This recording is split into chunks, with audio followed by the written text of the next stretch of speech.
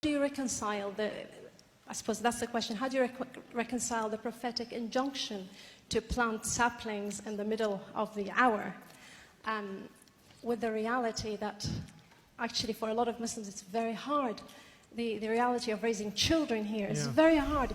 You know, some people can tell us, go back to your own countries. Well, you know, I don't belong anywhere, or I belong as much here as I belong anywhere. And I find it hard. I find the engagement genuinely hard. And I think that reflects the reality of quite a lot of people, young and older, trying to raise children, trying to communicate with children, values that everything else around you says. Right. You're an outsider, you know, it's very difficult. Yeah. The Prophet ﷺ, he said, you know, that Islam began as an alien thing and it will return to being an alien thing. So blessed are the alienated ones.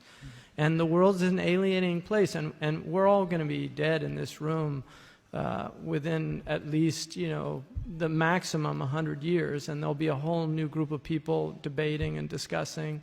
Maybe not.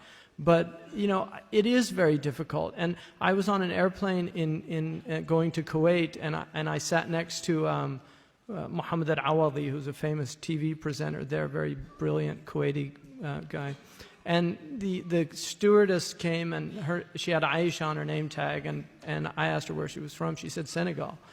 And then Muhammad al-Awadi, she didn't have a hijab on, but he said, are you able to pray on the plane? And she said, yes. And then he said, can I ask you a question? And she said, yes. And he said, how do you feel about serving wine on the plane? She said, it's really hard. But I always use my left hand.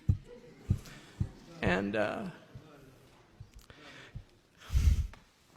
you know, I was so moved by that attempt in such an incredibly difficult circumstance to be as true as she could to what she believed was right, because Muslims do deal with foul things with their left hand, and a lot of people struggling out there.